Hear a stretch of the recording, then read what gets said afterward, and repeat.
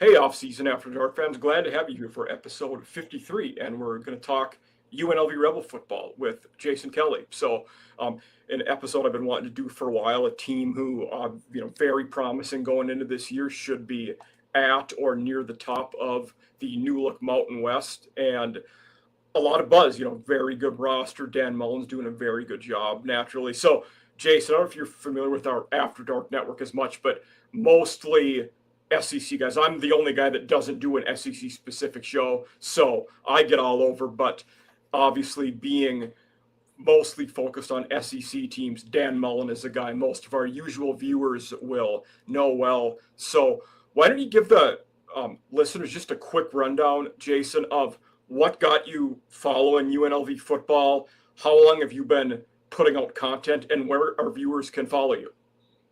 Sure. Yeah. So I started my podcast a few years ago. At this point, I've been doing it for a few years now. I am from Vegas, born and raised. My family came to Vegas in 1895. So I love this city, and I love UNLV. And UNLV football really has been an afterthought in the city of Las Vegas for a long time, up until the opening of Allegiant Stadium.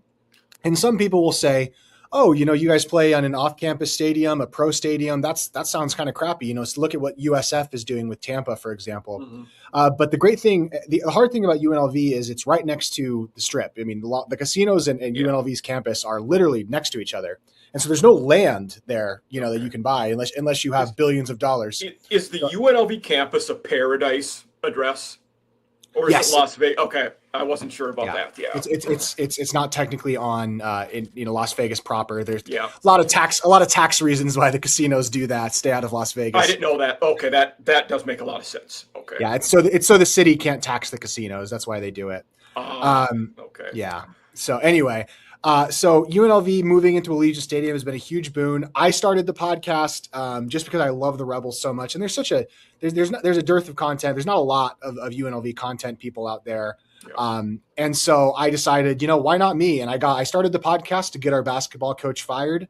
That worked, and but we kind of kept it going from there. And our football team started getting good at the same time, and it's really turned into something that I love. I love this team. I love this city. I think Las Vegas is quickly emerging into one of the sports capitals of America. And think of all the pro sports that are coming here, all the tournaments that happen here, media days, all that stuff. UNLV is a program that has at least on the football side for a long time, wasn't living up to its city, to its market. And with the arrival of guys like Barry Odom, a previous SEC guy, and Dan Mullen, and also the school just spending a crap ton more money on football and not focusing as much on basketball, you've seen UNLV football really emerge. And it's been an honor and a blast to kind of cover it. Good. When you were talking about your issues with the former basketball coach, is that Kevin Kruger?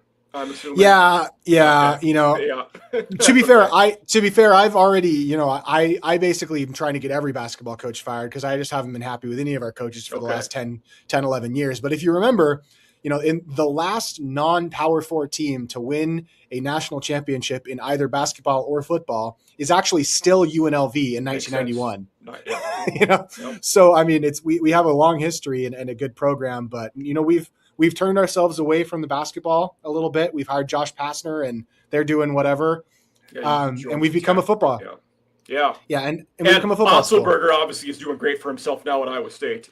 Yeah, he had a losing record at UNLV as our head coach. Yep. He was awful at UNLV, a crap head coach for us. So anyway, we have Dan Mullen. We're happy. Things are good. So let's briefly rehash. Dan Mullen last year went 10-4, made the conference title game, made a bowl game. I mean, by all accounts, it was a successful year one. I mean, I don't think many people realize before Barry Odom, over 20 plus years since the last bowl. I mean, it was like 24 years. The streak of awful seasons was almost unprecedentedly long for the FBS level of football. And Odom showed almost overnight that he could turn that around, and doing that 2 years in a row, no surprise, a Power 4 conference came calling, especially given his previous experience. But when Mullen was hired after that, you had to be happy about that. It seemed like a home run at the time. I mean, it is a home run. And look, Dan Mullen's first season was a success for sure. Yep. Now we have been to 3 Mountain West Championship games in a row now and lost all of them to Boise State in pretty humiliating fashion. So I am perhaps with this realignment happy to not be playing Boise Yeah. State anymore because Am I correct that 2 of your 4 losses last year were to Boise, regular season and the yes, conference title game? Okay. New Mexico, Boise.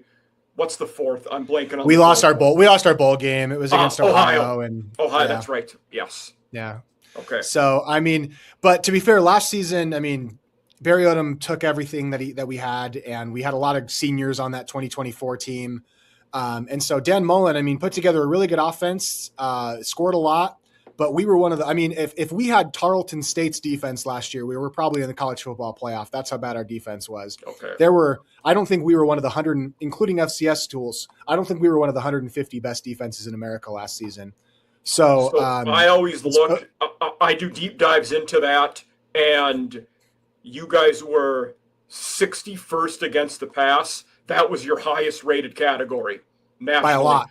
So it was 61st, 95th against the run, 70th in coverage ranking, and 76th in overall. Yes. So that's. I think at points in the season, it got a little bit better towards the end, but at points in the season, it was even a lot worse than that. You can believe me. I mean, we gave up 600 rushing yards to Air Force last year. So I mean, like, you know, it was a really flawed team, and the fact that we were able to get to 10 wins was pretty miraculous. And this season, despite the fact that we lost Anthony Calandria to Nebraska, our starting quarterback last season, the defense is looking a lot better. We brought back our old defensive coordinator under Barry Odom. We retained some good guys. We got some good guys coming back on defense, and we added some really good talent on defense. And you know, the sky's the limit for this team this year, and for Dan Mullen's era. I mean, Dan Mullen's the highest paid or the second highest paid Group of 6 coach. We've invested a lot in him, and we gave him a house at Southern Highlands Golf Course, which is one of the famous golf courses in Las Vegas. It's, you know, one of where the rich people live. It's Floyd Mayweather has a house there. You know, it's like, and we've tried to set him up as best as we can. And this is the year that we're kind of hoping that it pays off with a pretty manageable schedule. I would have figured him, Danielson, and Jamie Chadwell would be probably the 3 highest paid G6. He's paid like $2 million more than Danielson. Is it that much more? Okay. I think Chadwell might be the highest paid because that school is bizarre. And they're not going to tell us how much they're paying him, and they don't have to. So no. Heartline's probably decently high, but I don't know exactly what Heartline is at USF now either. Mullen, I think, is 3.7. I mean, he's actually not that far off from the. Yeah. He's actually not that far off from the bottom of like the Big 12 and the ACC. He's actually not far off from those schools.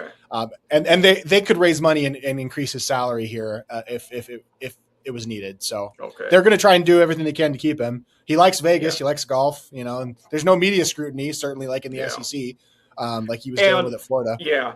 And how things ended at Florida, it's one of those he's always mentioned in the conversation of, would he take another P4 job?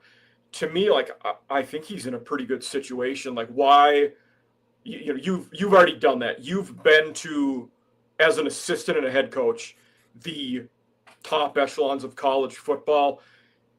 He wasn't bad at Florida, but he just wasn't what they wanted. I don't know why you leave. You know, maybe you do leave at some point, but to me, there's a lot of good things going for him now that would cause you to stay. So let's look a little bit at the roster. So, you know, some of the big names, obviously, the right place to start there has to be Jackson Arnold, former Oklahoma quarterback, former Auburn quarterback last year. Struggled at a few SEC schools, but also showed flashes too. It wasn't like it was all just awful play downhill. He ran for 8 touchdowns last year, threw for 6, didn't turn the ball over a ton last year when he was playing. So I'll specifically ask you, in the Dan Mullen offense, why is Jackson Arnold a good fit? Well, he's got good legs. Dan Mullen he's got good legs. He can move, and that's something that Anthony Calandria did very well for us last season. And my opinion about Arnold is that we're not going to play the exact same way we played last year under Anthony Calandria. I don't think we're going to be asking him to sling the ball around. This season, they really focused on the offensive line.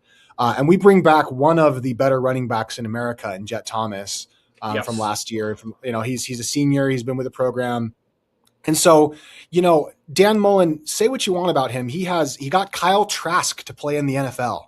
Like this guy knows how to coach quarterbacks. And he is a guy that I think can figure out what Arnold's strengths are and what his weaknesses are. Am I expecting him to ask Arnold to throw for 300 yards a game? No, I'm not. But am I expecting him to have Arnold running a lot and to have him be a physical force? I think, especially against this new weakened Mountain West, I think Arnold's physical traits are going to be able to show, because he does have all the physical natural talent you could really hope in a guy. It's just a lot of it's just been mental. A lot of it's been he's slow to make reads sometimes, not the greatest decision maker. If anybody can get the best out of Dan Mullen, if anybody can get the best out of Jackson Arnold, it's absolutely Dan Mullen, who led Tim Tebow to win back-to-back national championships. Yeah, I think it was a good move. I liked bringing in Arnold for you guys. And it's one of those. He became one-dimensional in the SEC, which hurt him. It may not be as big of a drawback in, as you called it, a weakened Mountain West. So I think there's a lot to be, excited for there. Two transfer receivers that really caught my eye bringing in Marion Walker from Middle Tennessee, which oddly enough, I'm actually doing a Middle Tennessee episode tomorrow. And then Troy Stellato, who was last year at, and before that was at Clemson. So that receiver room looks pretty good too. Not to mention, returning as well. So I'm shocked the team in your country has a better receiving core. Is that, what do you think about receiving, or how do you guys feel about them? Yeah, I think it's a good receiving core. I'm a fan for sure. Look, I don't know that it matters that much, the specific names in some ways. Like I like McCoy, I like Stellato, I like Tayshaun Lyons, I like a lot of the names. And to me, it matters more what Jackson Arnold's doing as opposed to them specifically. I think that in Dan Mullen's system, the spread offense, there's going to be opportunities for receivers to do well. There's going to be some drawbacks if Jackson Arnold doesn't play well. It's going to all really depend on how Jackson Arnold does as the quarterback. It's not necessarily going to be these guys. I think almost anybody could do well in Dan Mullen. As long as you're a baseline level talented, almost anybody could do well in Dan Mullen's system. I think so. Yeah, it's he is one of the better X's and O's head coaches in the country. That is not at all why the Florida fans wanted him out. It was, how he handled recruiting there. But I think everybody has said a big part of why he was so successful at Mississippi State is that he was able to elevate a lesser talented team in that conference because of his X's and O's acumen. So I think you're spot on there. The O-line looks pretty good, with multiple transfers. Jackson Brown, it looks to be the right tackle, formerly at Cal and Kentucky, and then two transfer guards. BJ Tolo was New Mexico State, Griffin Scruggs, Appalachian State, started his career at Georgia. That O-line looks pretty nasty for, a Mountain West unit. I would be surprised if you guys are not a very effective running team. And you had mentioned before, you don't think they're going to be winging the ball around like they did last year. This O-line would lend a lot of credence to that. They look like a really good run blocking unit up front. Yeah, I like our tight ends as well. I think Keon Burnett could be a heck of a player. Yeah, I think our blocking on the outside could be better. If we might be able to be a little bit more creative with our run scheme this year. Because we'll just have better guys in the trenches. Austin Boyd's another name that I would bring up. He's been with the program for a long time. Okay. He's actually playing center. He transferred to our center position. He'd been playing. He's played right guard. He's been left. He's played a lot. So he's going to be a name to kind of watch out for. I think we're going to run the ball really well. I think you could see a 1,300 or 1,400 yard season out of Jet Thomas. Okay. I wouldn't be surprised by that at all. That I'm glad you mentioned that with Boyd, because I always look at two depth charts, one of which had him at center, one of which had him still at guard. So I wasn't quite sure what that was looking like, but that's good to know. On the defensive side of the ball, not a ton of guys came in the portal, and I don't know if that's good or bad. Like you return a lot of guys, but it's a lot of guys that didn't have a ton of success last year. Herb Gray will start at the D line. He was at Tennessee before, big recruit. When he came out of high school, that linebacker unit got a few transfers in, and then at D back, Landon Cleveland came from Oklahoma State, Avery Helm from TCU, and Kyron Chambers from SMU. What can you tell me about the defense specifically? How do they plan to get better? Well, they focused a lot on development over transfer portal stuff this year, and they were kind of trying to. Last year, I mean, it was such a crap show last season. I mean, we were really dependent on Marcel McDuffie, our middle linebacker last year, to carry the defense, and he didn't always have great health, and he did about as good of a job as you could hope for. And they did improve last season. Our best defensive game of the year was in the bowl game. Also bringing back Sure, we had a situation where our defensive coordinator, Zach Arnett, left us midway through last offseason. There was some jokes about him at a Wendy's, whatever.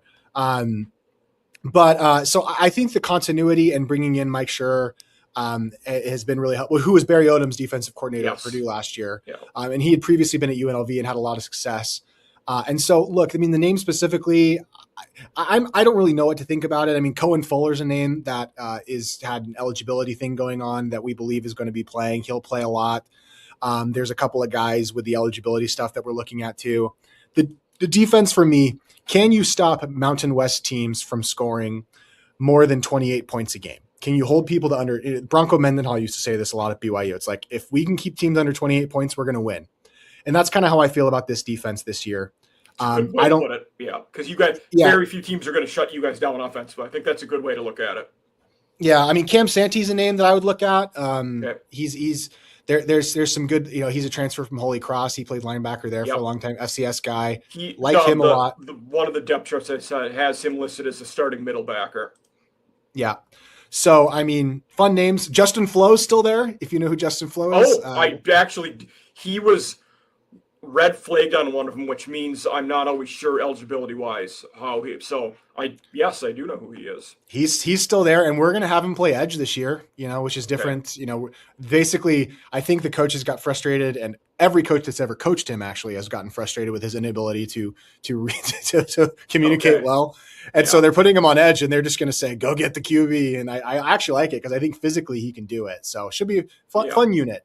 Right. Oddly enough, the way he once came up in the last competition I remember talking about him was, we were akinning it to Harold Perkins at LSU was pretty good when he was on the edge going after the QB, was not good and out of position when he had to drop back and do other linebacker things. So I think it's a good idea. I think we're going to get more out of him this year. Good. Yeah, that's good to hear. So, I had told you I'm having a Middle Tennessee episode tomorrow. Over the weekend, I had a Memphis episode, and he was very excited when I told him we had a UNLV one coming up. So let's get into the schedule a little bit and how it shakes out. Those first two games at Memphis, which is week 0. And then it's in Vegas, though. Yes. Yeah. Yeah. And then at Hawaii, which the second game, but technically week 1, both against good teams. There'll be games you'll have to prepare for. Memphis. So obviously, me being a Marshall employee now, know Charles Huff real well, who's currently at Memphis, and then Hawaii, Ali Hudd will be a good QB. So going into those first two games, what are your hopes, expectations? What do you think? Listen, there's a lot of people in town that have the opinion that we need to be a playoff team this year. And look, I get it. The hype, you're paying Mullen a lot of money. That makes sense. I just want to win the Mountain West. My goal, my opinion about this team is you can't not win the Mountain West after rebuffing the Pac-12 like we did. You better win the conference. After getting a huge payout like we got to stay in the Mountain West, you better win the conference. So when I look at the schedule, specifically these first two games, the Memphis game I think it's very winnable. Obviously, I mean, we're favored right now. I think we're at 4.5 or 5 right now over Memphis. I think that sounds about right. I mean, both these teams it's going to be kind of a crapshoot. The thing about it is our home games aren't necessarily beneficial to us in terms of like a home field advantage. Teams come, they're playing in an NFL stadium. It's indoors. Teams play well at Allegiant Stadium. That's just a fact. It's an easy place to get jacked up to play at, especially if you're a player at that level. 99% of them have the goal of, I want to play in the NFL someday. That's going to be the closest a lot of them get. So you're naturally going to get hyped for it. Yeah. So I expect us to win both these games, to be honest with you. And look, that doesn't mean we will, but I have that expectation. I think that the program is at a place where they need to win these games. The Memphis matchup is interesting. I don't think Memphis is going to have a huge traveling contingent out to see us. So the crowd will be a little subdued, I'm imagining. Usually our games we don't generally play home games in September, which sucks, but usually our first home game is not super well attended. Okay. And it picks up as the season goes along. And then Hawaii, it's a rivalry game. Las Vegas is known as the ninth island. We play for a giant golden pineapple when we play the Rainbow Warriors. I didn't know that, actually. That's pretty cool. Yeah. Yeah. So, I mean, there's never any problem getting up for Hawaii. It's early enough in the season. Actually, I think if you're going to travel to Hawaii, get it out of the way. Do it early when the guys are still really hyped. Yeah.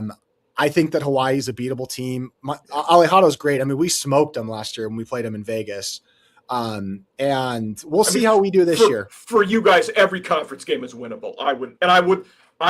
I've done a lot of these episodes. There are not many teams I've said that about. Every conference game is winnable for you guys. It should be. I mean, it should be. Listen, we have more money. You win all of them, but it's within the realm of possibility that you do win all of them. Yeah. Well, SP Plus has us favored in every game we're playing this season. I was going to ask that because my thought was Cal you'd be underdogs in, but okay. Not right now. Look, we don't know where we're going. We don't know how it's going to be when we get to week 5 or whatever the Cal game is. And the Cal game is at home, correct? I thought it's in Vegas. Yeah. Vegas, yeah. Our road games our road non-conference games are North Texas, which very winnable. Neil Brown starting there, and totally they lost a lot. They lost more of their roster than any team in the FBS this year. Yeah, I think it was them in Washington State that were really on the top there. And then we also play Akron on the road, which is a very winnable game. But our non-con home games are Memphis and Cal. Okay. Good slate, actually. I mean, it's a good schedule in a sense that you want to have as a group of 6 team. What you don't want to do is like what's going to happen at Boise State, go and get smoked by Oregon. Or you want to play a Power 4 team that you can beat. I think is really important if you're a group of 6 and then team. Because I was talking about Boise recently, with the Memphis one, there's a reasonable chance Boise starts 0-2. I'm not saying they're gonna lose. I don't think they lose to Memphis, but they could. Memphis is gonna win 8 or 9 games. So. Their schedule is reasonable. I mean, the non-conference is tough, but their schedule is very reasonable. I just did a Memphis American preview. Their schedule is reasonable. Very so, cool. Okay. I look at our non-con and I want us to win all of them. I really do. I think we can. I don't think that's an unfair standard. We're probably going to lose one at least. That's just the way it goes. That's the way the cookie crumbles. But I'm expecting us to win all of them. And if we don't, I'll be disappointed. But that doesn't mean it's going to happen. Yeah. And say you go 11-1. With the 1 loss to Cal, then you win the conference title game, you're in a very good spot to go to the CFP at 12-1, being conference champs with your only loss to a P4 team. Now, if you have more losses, if you have a second, it's tough. And if it's a bad loss to another G6 team, that becomes convoluted in looking at it. But we could lose the road game at New Mexico. People like Jason Ecolot. That would be doable. I think losing at Air Force wouldn't be as bad too, because it's just tough to play against the triple option. I think they're going to be better this year than they have been the last 2 years with Calhoun. They should, yeah. I actually, my season prediction, I'm always way more pessimistic on the Rebels. Okay. When I try and give an objective view, but kind of as we're kind of running short on time, I think that is one of the last. So I do want we can get into our final 4 questions. So what's the ceiling? What's the floor this year? Your projection. The ceiling is 13-0. That's the ceiling. It is absolutely. There's no way around it. The floor 8-4, I think, is probably the Okay. floor. I pegged it at 9-3, so we're not far off. Yeah. Yeah, and I actually think that I think we're going to go 9-3. Like that's my Okay. prediction. I don't think Jackson Arnold's that good at quarterback. I think he's going to struggle with Dan Mullen's system a little bit, and I think our defense is going to be mediocre. Hopefully mediocre is if we can be top 100, I'll be okay with that. But I think we're going to be kind of mediocre, and I think we'll score enough to win a bunch of games. 9-3. I think 2 of them are going to be in the non-con. So. Okay.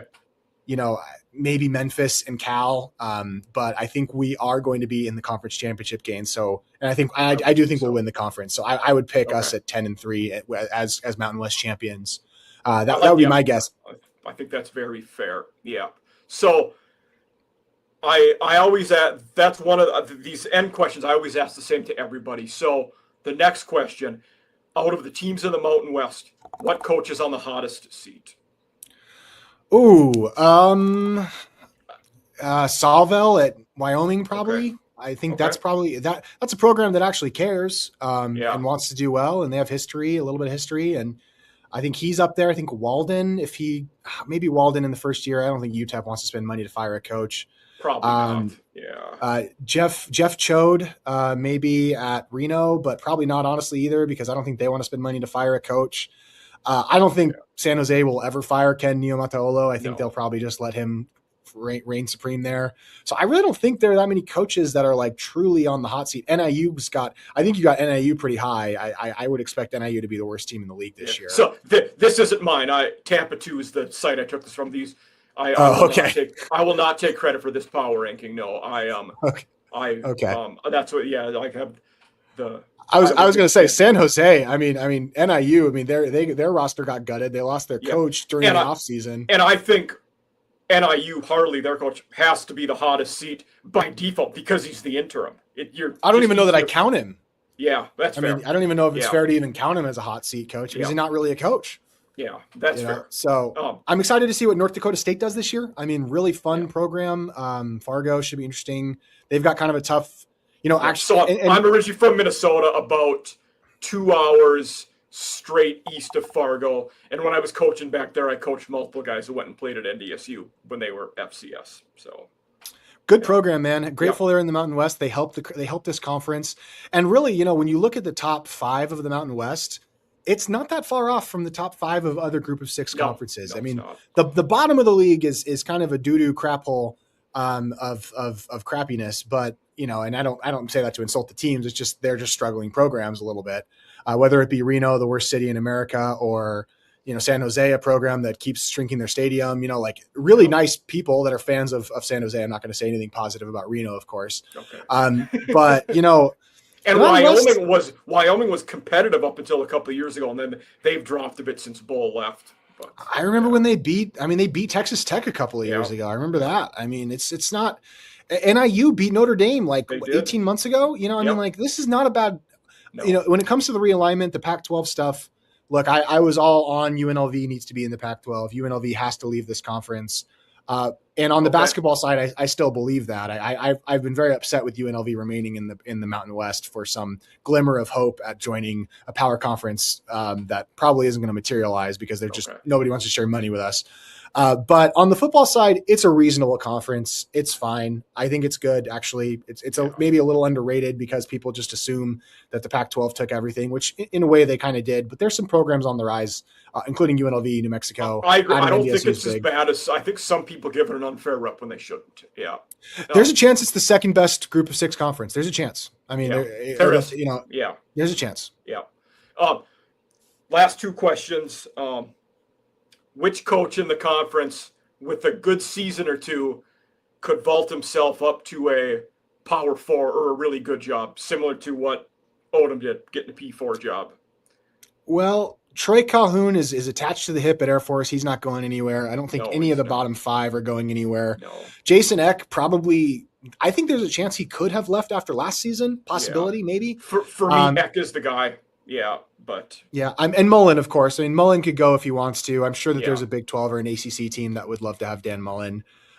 He might stay in Vegas because there's not the pressure that there is in the Power 4, and he can he can kind of just have unlimited job security and all the golf, and we comp him everything he wants at the casinos. I mean, Dan Mullen lives a good life here in Vegas for sure. Good for him. Yeah.